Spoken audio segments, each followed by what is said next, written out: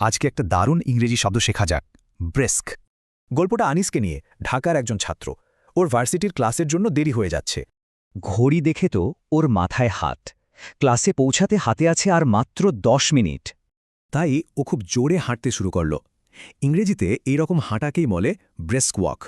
তাহলে এই ব্রিস্ক শব্দটার আসল মানেটা কি? চলুন একটু ভেঙে দেখি।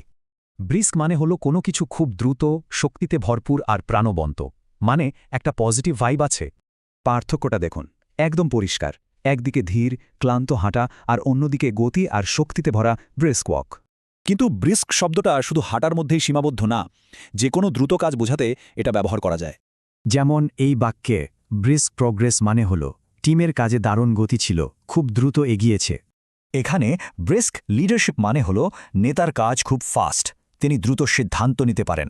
আর এখানে ব্রিস্ক নেগোসিয়েশনের মানে হল আলোচনাটা খুব দ্রুত আর সফলভাবে শেষ হয়েছে। তার মানে ব্রিস্ক শব্দটার সাথে সবসময় একটা পজিটিভ আর অ্যাক্টিভ ব্যাপার জড়িয়ে আছে। সহজ কথায় ব্রিস্ক মানে হল দক্ষতা, প্রাণশক্তি আর সব কাজে একদম তৎপর থাকা। এবার একটু ভাবা যাক, নিজেদের পড়াশোনাকে আরও ব্রিস্ক বা গতিময় করে তোলা যায় কিভাবে।